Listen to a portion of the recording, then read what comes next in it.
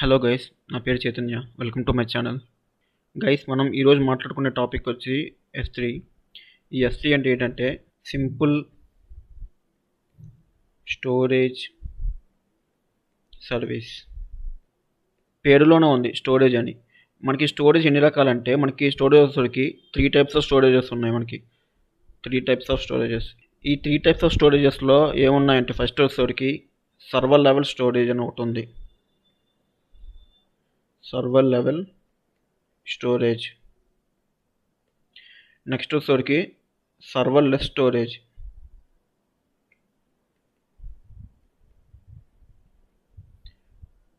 Next వచ్చి file level storage. ఈ server level storage ఏంటంటే ఈ స్టోరేజ్ వాడుకోవాలంటే మనం ఖచ్చితంగా ఒక సర్వర్ అనేది మెయింటైన్ చేయాలన్నమాట. ఫర్ ఎగ్జాంపుల్ మన కంప్యూటర్లో వాడే హార్డ్ డిస్క్ అనమాట, HDD హార్డ్ డిస్క్ డ్రైవ్.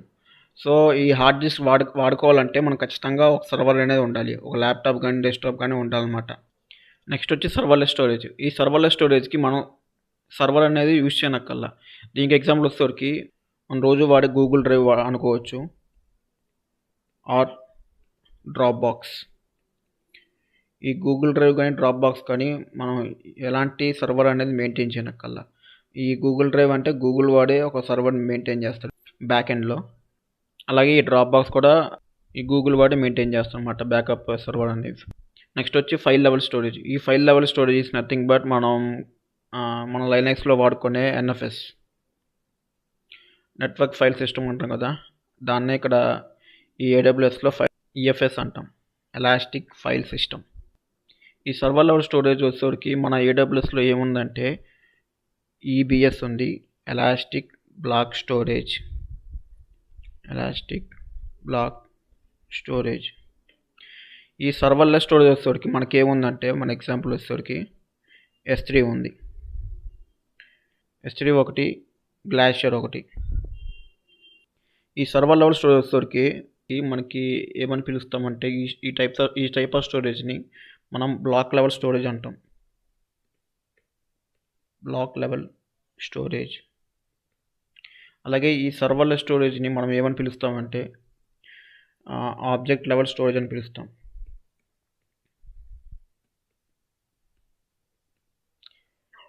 అలాగే ఈ ఫైల్ లెవెల్ స్టోరేజ్ మనం ఏమని పిలుస్తామంటే ఫైల్ లెవెల్ స్టోరేజ్ అంటాం. ఈ సర్వర్ లెవెల్ స్టోరేజ్లో మనం బ్లాక్ లెవెల్ స్టోరేజ్ ఎందుకు పిలుస్తామంటే మనం ఈ సర్వర్ లెవెల్ స్టోరేజ్లో మనకి ఎలాస్టిక్ బ్లాక్ స్టోరేజ్ అని మనం EC2 చెప్పినప్పుడు మనం చెప్పుకున్నాం కదా. సో ఆ ఎలాస్టిక్ బ్లాక్ స్టోరేజ్లో మనం ఒక్కొక్క వాల్యూమ్ని ఒక్కొక్క బ్లాక్లో డివైడ్ చేసి మనం సర్వర్కి అటాచ్ చేస్తాం. అందుకని మనం ఇక్కడ బ్లాక్ లెవెల్ స్టోరేజ్ అని చెప్పుకున్నాం. ఈ బ్లాక్ లెవెల్ స్టోరేజ్లో మనం స్టోరేజ్ అనేది మనమే మెయింటైన్ చేసుకోవాలి. Storage is maintain by us.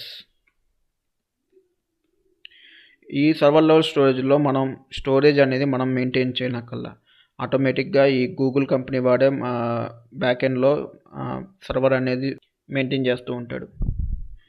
So ఇక్కడ ఈ సర్వర్ లెవెల్ స్టోరేజ్ వచ్చేసరికి మనం we don't want to store the service. సింపుల్గా చెప్పాలంటే ఇది ఆన్లైన్ స్టోరేజ్ అన్నమాట. మనకి ఆన్లైన్ స్టోరేజ్, ఆన్లైన్లోనే మనం స్టోరేజ్ చేసుకుంటాం. అలాగే ఆన్లైన్లోనే మనం కావాల్సిన డేటా మొత్తం ఆన్లైన్లో పెట్టుకొని మనం యాక్సెస్ చేసుకుంటాం అనమాట. సో ఇక్కడ వచ్చేసరికి మనం ఆన్లైన్లో పెట్టకుండా మనం ఓన్లీ ఫిజికల్గా ఆర్ వర్చువల్గా మనం యాక్సెస్ చేసుకుంటాం. అది ఈ సర్వర్ లెవెల్ స్టోరేజ్ వచ్చేసరికి మనం మ్యాక్సిమం ఎంత వరకు పెట్టుకుంటామంటే ఈ ఎలాస్టిక్ బ్లాక్ స్టోరేజ్లో మనం ఎంత కెపాసిటీ వరకు మనం మెయింటైన్ చేయొచ్చు అంటే అప్ టు 16 TB వరకు మనం మెయింటైన్ చేయొచ్చు అనమాట. అప్ టు 16 TB వరకు మనం ఈ ఎలాస్టిక్ బ్లాక్ స్టోరేజ్ అనేది మనం యూస్ చేసుకోగలం ఒక సర్వర్లో.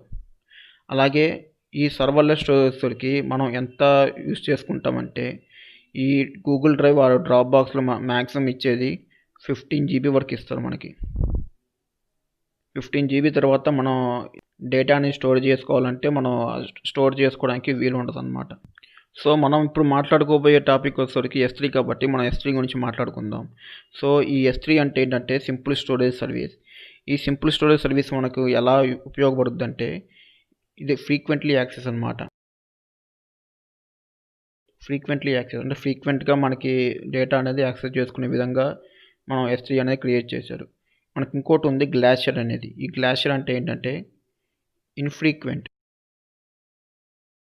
ఇన్‌ఫ్రీక్వెంట్ యాక్సెస్ అనమాట. అంటే యాక్సెస్ చేసుకుంటాం. కాపోతే చేసుకోవడానికి టైం పడుద్దనమాట. ఇదైతే మనకి ఇమ్మీడియేట్‌గా రెస్పాండ్ అవుద్ది. సో, ఇలా ఇన్‌ఫ్రీక్వెంట్ యాక్సెస్ చేసుకున్నారు కాబట్టి మనకి పెర్ఫార్మెన్స్ ఏదైనా చేంజ్ వస్తదని మీకు డౌట్ రావచ్చు. కానీ ఈ S3 అండ్ గ్లాషియర్ వచ్చేసరికి మనకి సేమ్ టైప్ ఆఫ్ పెర్ఫార్మెన్స్ అనేది ఇస్తదనమాట. Optimal performance.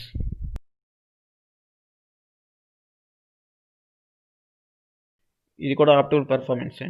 మనకి ఏ తేడా ఉండదు. S3లోనూ మన పెర్ఫార్మెన్స్ అనేది చేంజ్ అవ్వదనమాట ఈ ఇన్‌ఫ్రీక్వెంట్ వల్ల. సో, S3కి, గ్లాషియర్‌కి మనకి సేమ్ పెర్ఫార్మెన్స్ అనేది మనకు యాక్సెస్ చేసుకోగలం. అండ్ ఈ S3 ప్రైజింగ్ వచ్చేసరికి ఈ ప్రైజింగ్ ఎలా ఉంటదంటే, pricing is in between elastic block storage and glacier. ఈ ఎలాస్టిక్ బ్లాక్ స్టోరేజ్‌కి అండ్ గ్లాషియర్‌కి మధ్యలో ఈ S3 ప్రైజింగ్ అనేది ఉంటది. అలాగే ఈ గ్లాషియర్‌కి ప్రైజింగ్ ఎలా ఉంటదంటే, ఈ గ్లాషియర్ వచ్చేసరికి మినిమమ్ కాస్ట్ ఉంటది. సో, లోయెస్ట్ కాస్ట్ అనమాట. ఈ ఎలాస్టిక్ బ్లాక్ స్టోరేజ్ అండ్ ఈ S3తో పోలిస్తే ఈ గ్లాషియర్ అనేది మనకు చీపర్ రేట్‌లో వస్తదనమాట. ఈ S3లో వచ్చేసరికి మనకు మన డేటా అనేది ఇమ్మీడియేట్‌గా అప్లోడ్ చేయొచ్చు ఆర్ డౌన్లోడ్ చేయొచ్చనమాట. ఎందుకంటే మనం ఈ S3లో వచ్చేసరికి ఫ్రీక్వెంట్లీ యాక్సెస్ అని చెప్పాం కదా! సో, అలా ఫ్రీక్వెంట్లీ యాక్సెస్ అన్నప్పుడు మనకి డేటా అనేది కూడా ఇమ్మీడియేట్‌గా అప్లోడ్ అవ్వాలి అండ్ ఇమ్మీడియేట్‌గా డౌన్లోడ్ అవ్వాలనమాట. సో, అండ్ ఇక్కడ ఈ గ్లాషియర్ వచ్చేసరికి మనకి ఎలా ఉందంటే, డేటా ఈస్ ఇమ్మీడియేట్‌లీ అప్లోడ్. మన డేటా అనేది ఇమ్మీడియేట్‌గా అప్లోడ్ అయిపోద్ది. కానీ డౌన్లోడ్ వచ్చేసరికి మినిమమ్ 3-5 అవర్స్ పడుద్దనమాట డౌన్లోడ్ అవ్వడానికి. ఏదైనా ఆబ్జెక్ట్ డౌన్లోడ్ చేసుకోవాలంటే. సో, ఇలా ఇమ్మీడియేట్‌గా అప్లోడ్ చేయొచ్చు ఆర్ డౌన్లోడ్ చేయొచ్చు. ఈ టైప్ ఆఫ్ స్టోరేజ్‌ని మనం ఏమని పిలుస్తామంటే హాట్ స్టోరేజ్ అని పిలుస్తాం. Hot storage is nothing but ఇమ్మీడియేట్‌గా డౌన్లోడ్ చేసుకోవచ్చు అండ్ అప్లోడ్ చేసుకోవచ్చు అనమాట. అలాగే ఈ గ్లాషియర్ వచ్చేసరికి మనం ఏమని పిలుస్తామంటే కోల్డ్ స్టోరేజ్ అంటాం. సో, మన డేటా అనేది అప్లోడ్ చేయొచ్చు ఇమ్మీడియేట్‌గా. కానీ డౌన్లోడ్ చేసుకోవాలంటే మనకు 3-5 అవర్స్ అనేది పట్టుద్దనమాట. సో, రియల్ టైమ్‌లో మనం ఈ గ్లాషియర్ అనేది చాలా చాలా తక్కువ వాడతాం.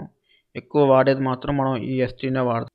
ఈ S3 అనేది మనకి ఎలా ఉపయోగపడుద్దంటే, ఇది S3 వచ్చేసరికి మనం VCSగా మనం చెప్పుకోవచ్చు. VCS అంటే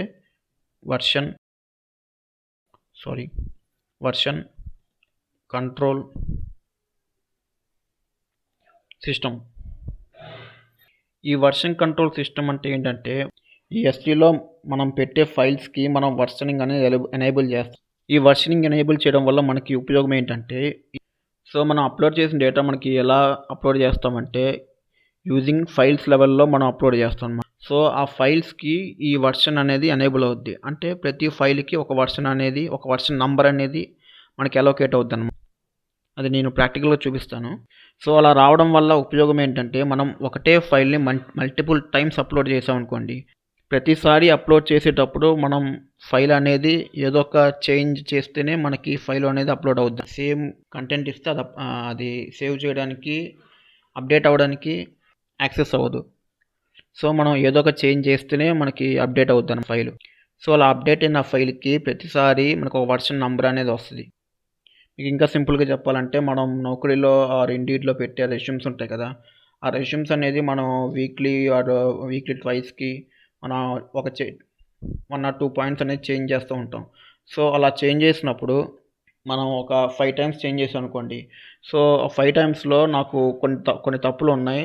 అండ్ మనం ప్రీవియస్‌గా అప్లోడ్ చేసినప్పుడు ఆ లైన్స్ అనేది మనం యాడ్ చేయాలనుకోండి. సో, మామూలుగా అయితే అలా చేంజ్ చేసుకోవడం కుదరదు. ఎందుకంటే ఒకసారి అప్డేట్ అయినప్పుడు ఆ చేంజెస్ అనేది ఎరేజ్ అయిపోతాయి. మళ్ళీ ఆ పాయింట్స్ అనేది మనకి వెనక్కి రావు.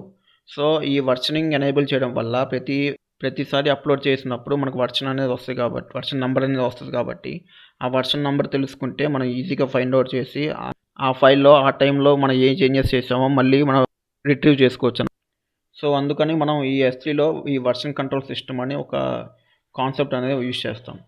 ఈ వర్షన్ కంట్రోల్ సిస్టమ్‌ని మనం రియల్ టైమ్‌లో ఎక్కడ యూజ్ చేస్తామంటే, మనం వాడే గిట్‌హబ్ గానీ, గిట్‌ల్యాబ్ గానీ ఆర్ బిట్‌బకెట్ గానీ, ఇలా కొన్ని ఉంటాయి కదా! రిపాజిటరీస్. సో, ఈ గిట్‌హబ్, గిట్‌ల్యాబ్, బిట్‌బకెట్ ఎలా వర్క్ చేస్తాయో అలాగే ఈ S3 కూడా మనకి ఇలా యూజ్ అవుద్దనమాట. నెక్స్ట్ ఈ S3లో మనకి ఏమేమి కనిపిస్తాయంటే, ఈ S3లో వచ్చేసరికి మనకి ఆహ్, S3 బకెట్స్ అంటాం. అండ్ ఆల్సో ఆబ్జెక్ట్స్ అని పిలుస్తాం. ఈ S3 ఈ బకెట్స్ అంటే ఏంటంటే, మనం విండోస్‌లో వాడే మన ఫోల్డర్స్ ఉంటాయి కదా! ఆ ఫోల్డర్స్‌ని మనం ఈ AWSలో బకెట్స్ అని పిలుస్తాం. సో, ఆ ఫోల్డర్స్‌లో ఉన్న ఫైల్స్‌ని ఏమని పిలుస్తామంటే ఆబ్జెక్ట్స్ అని పిలుస్తాం. ఈ బకెట్స్, ఆబ్జెక్ట్స్ అనేది ఎంతవరకు మనం AWSలో స్టోర్ చేసుకోగలమంటే, ఈ ఒక ఆబ్జెక్ట్ వచ్చేసరికి object is equal to maximum 5 TB వరకు మనం అప్‌లోడ్ చేయొచ్చనమాట. అంటే స్టోర్ చేసుకోవచ్చు ఈ S3 బకెట్‌లో. సో, 5 టీబీ కన్నా అప్‌లోడ్ చేయాలంటే మనకి ఈ S3 బకెట్ అనేది మనకి ఛాన్స్ ఇవ్వదు. సో, 5 టీబీ అనేది మనకి చాలా పెద్ద డేటా అనమాట. చాలా పెద్ద స్టోరేజ్. సో, ఈ 5 టీబీని మనం ఎలా అప్‌లోడ్ చేస్తామంటే, for every upload we have to do with 5 GB. సో, మనం ఈ 5 టీబీని 5 జీబీగా డివైడ్ చేసి మనం అప్‌లోడ్ చేస్తాము. ఇలా డివైడ్ చేయడమే మనం ఏమని పిలుస్తామంటే మల్టీ పార్ట్ అప్‌లోడ్ అని పిలుస్తాం. ఈ మల్టీ పార్ట్ అప్‌లోడ్‌ని ఈ 5 జీబీ చొప్పున మనం 5 టీబీకి ఎన్నైతే పార్టిషన్స్ వస్తాయో అన్ని పార్టిషన్స్ మల్టీ పార్ట్ అప్‌లోడ్‌గా మనకి అప్‌లోడ్ చేస్తదనమాట ఈ S3. ఇక్కడ మీకు ఒక డౌట్ రావచ్చు. ఏందంటే, సో, ఈ 5 టీబీని మనం 5 జీబీగా డివైడ్ చేసి మనం అప్‌లోడ్ చేస్తామని చెప్పుకున్నాం కదా! సో, అలాగే నేను ఒక 4 జీబీ ఉన్న ఫైల్ మనం డైరెక్ట్‌గా అప్‌లోడ్ చేయొచ్చు కదా! అప్పుడు మనకి మల్టీ పార్ట్ అప్‌లోడ్ అనేది మనకు కాన్సెప్ట్ రాదు కదా! సో, మన 4 జీబీ అనేది ఒకేసారి అప్‌లోడ్ అయిపోవచ్చు కదా! అని మీకు ఒక డౌట్ రావచ్చనమాట. S3 అనేది అలా కూడా మనకి యూజ్ అవ్వదనమాట. ఎందుకంటే, ఈ S3 అనేది మనకి ఈ ఆబ్జెక్ట్‌లో ప్రతి 100 ఎంబీకి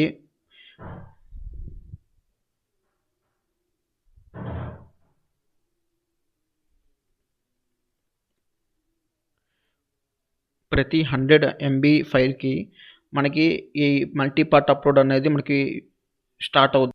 సో, మీ ఫైల్ అనేది 100 ఎంబీ లోపల ఉంటే మనకి డైరెక్ట్‌గా అప్‌లోడ్ అయిపోద్ది మన బకెట్‌లోకి. సో, ఇన్ కేస్ మీ ఫైల్ అనేది 100 ఎంబీ కన్నా ఎక్కువ ఉందనుకోండి. సో, అలాంటప్పుడు ఈ మల్టీ పార్ట్ అప్‌లోడ్ అనేది మనకి వర్క్ అవుద్దనమాట. సో, ఒక్క ఆబ్జెక్ట్ 5 టీబీ ఉంటే మనకి ఒక బకెట్‌లో మల్టిపుల్ ఆబ్జెక్ట్స్ ఉంటాయి. సో, ఒక్కొక్క ఆబ్జెక్ట్ 5 టీబీ ఉందనుకోండి. సో, మన బకెట్ సైజ్ వచ్చేసరికి మనకి 50 టీబీ వరకు వచ్చిందనుకోండి. సో, ఆ 50 టీబీని మనం ఎవరు మెయింటైన్ చేస్తారంటే ఈ AWS వాడే మెయింటైన్ చేస్తాడు. సో, మీరు ఎంతైనా యూజ్ చేసుకోండి. మీరు 50 టీబీ కాదు 500 టీబీ గాని పెట్టుకోండి. బ్యాకెండ్‌లో AWS వాడే సర్వర్ అనేది మెయింటైన్ చేస్తూ ఉంటారనమాట. సో, మీరు 50 టీబీ వరకు ఒక బకెట్‌ని మీరు యూజ్ చేస్తే, సో, వాడు బ్యాకెండ్‌లో వచ్చేసరికి వాడు ఒక 5 పీబీ వరకు 5 పెటాబైట్స్ వరకు సర్వర్ అనేది మెయింటైన్ చేసుకోగల కెపాసిటీ ఈ AWS వాడే చూసుకుంటాడనమాట. సో, ఈ 5 పెటాబైట్స్‌కి మనం యూజ్ చేసుకుంటాం కదా! సో, ఆ యూజ్ చేసుకున్నప్పుడు మన పెర్ఫార్మెన్స్ ఏమన్నా చేంజ్ అవుద్దా అని మీకు ఒక డౌట్ రావచ్చు. సో, ఈ పెర్ఫార్మెన్స్ అనేది S3 వాడు ఎలా ఇస్తారంటే 99.99 అండి. సో, ఈ 99.9999 టైమ్స్ నైన్స్ మనకి ఎలా ఉపయోగిస్తామంటే ఒక 10,000 ఇయర్స్ వరకు వాడు మెయింటైన్ చేసుకుంటాడు. 10,000 ఇయర్స్‌కి ఒక ఫైల్ అనేది మీరు లాస్ అవ్వచ్చు అని ఉంటది. ఈ 99.999 అంటే. సో, 10,000 ఇయర్స్‌కి మనమే ఉండం. సో, అలాంటప్పుడు ఒక ఫైల్ పోతే మనకి వచ్చే నష్టం ఏమి ఉండదు కాబట్టి వాడి ధీమా అనమాట ఈ AWS వాడికి. సో, ఈ 99.999 టైమ్స్ 9ని వాడు ఏమని పిలుస్తారంటే డ్యూరబిలిటీ అని పిలుస్తాడు. Durability is nothing but future availability. అంటే ఫ్యూచర్‌లో కూడా మనకి యాక్సెస్ చేసుకునే విధంగా మనకి ఈ 99.999 టైమ్స్ 9 అనేది చెప్తున్నారనమాట వాళ్ళ డాక్యుమెంటేషన్‌లో. సో, మనం 5 పెటాబైట్స్ అనేది యూజ్ చేసుకున్నా మన పెర్ఫార్మన్స్ అనేది ఎక్కడా కూడా తగ్గదనమాట. సో, నెక్స్ట్ వచ్చేసరికి S3 హైరార్కీ.